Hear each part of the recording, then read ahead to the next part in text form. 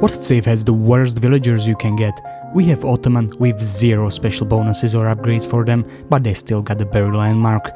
Then we have Malians. Again, no special bonuses for villagers or its production, but you still need 100 of them in late game.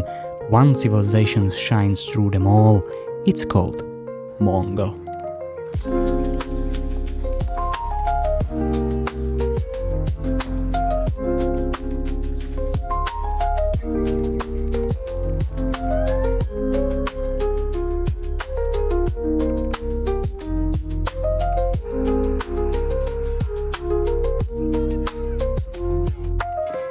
But before we get into that, we are gonna look at how the day went. It started pretty good, Abba versus Abba, and I absolutely demolished this guy. It shouldn't even be legal to lose by this much at Kong 2 level.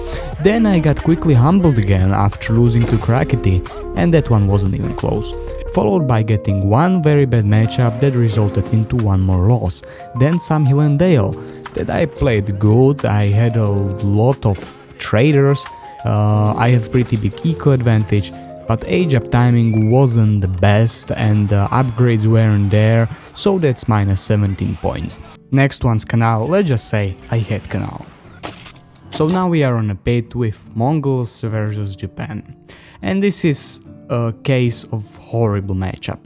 In this one it's for Japan, you will shortly see why. Before we get into this perfect game, that's basically a piece of art. You may ask yourself, why does Mongol have the worst villagers in the game?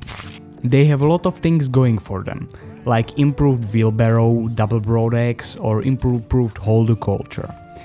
And with all of the bonuses they can make, like all of the improved stuff for stone, if they would actually make them in the game, they would have for surely the best villagers in the game. But they are not making them. Why? In Feudal, you are using stone to do double units. In Castle, you are using it to make sprinkled emplacements to guard the best trait in the game. Simply said, in Feudal, you are using stone to make units to guard trait. In Castle, you have trait, you don't need improve upgrades. So, as a Mongol, you are not doing second TC for more villagers because your trait is simply said better. But back to the game.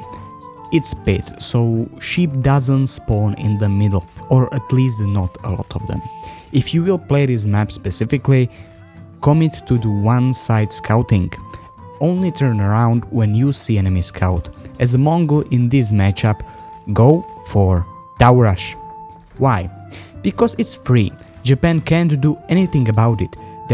Their only option is to go for Dark Age Spears. Now you may ask, where is my Tower Rush?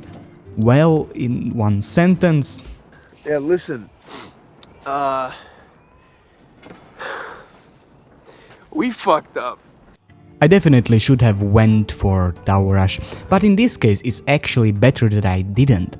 I forced him to spend all of those resources just by playing Mongol. It's free real estate. Or at least he made a prediction that didn't predict it. So I went Silver Tree, opened archery range and made tower on gold just in case of spearmen coming there. I don't want anyone to suddenly die by stabbing into the neck. And basically I made a Keshig and archer and went on a short adventure.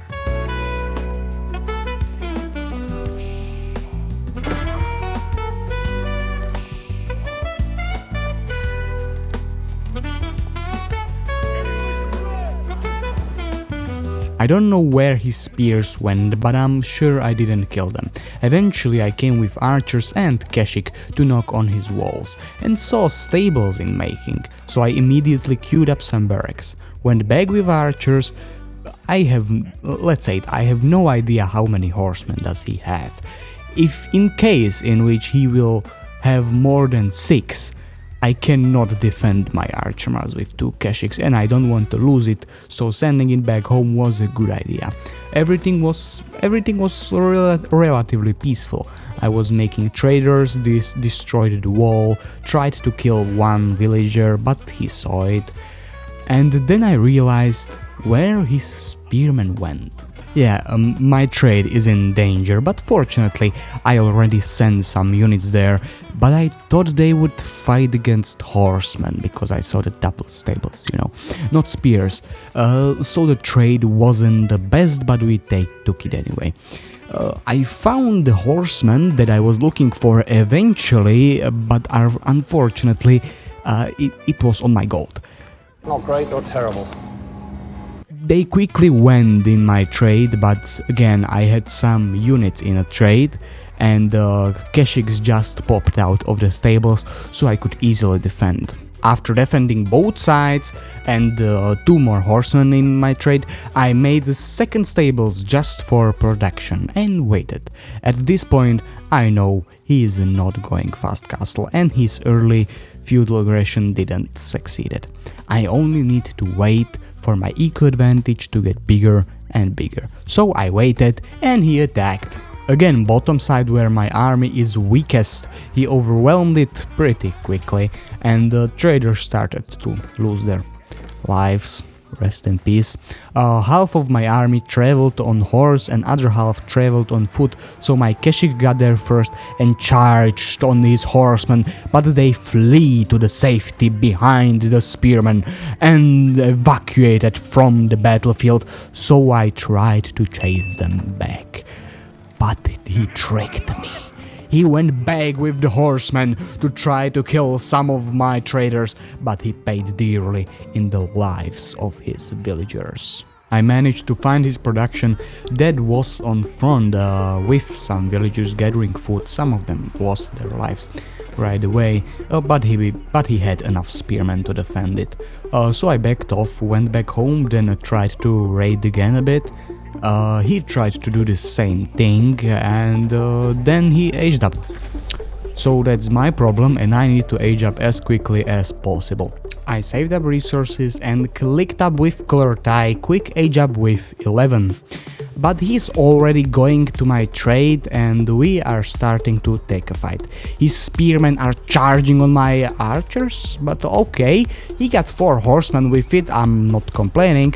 It looks like he forgot his castlage upgrades, but again, I'm not the one complaining over here, like this is the best fight I could take.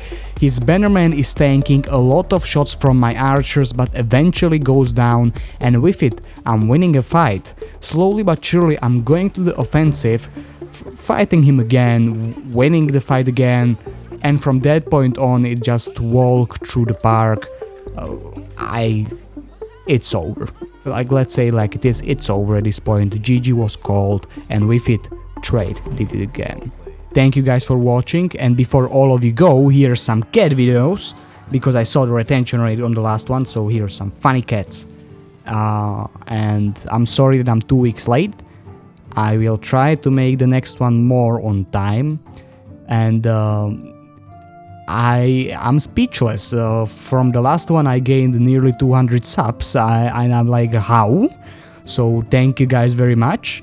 I was thinking this will go a lot slower, but again, really big thanks.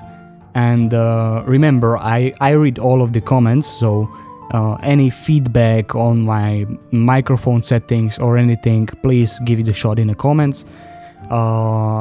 And give it a like if you want it, give it a dislike if you want it, and see you in the next one. Have a great day.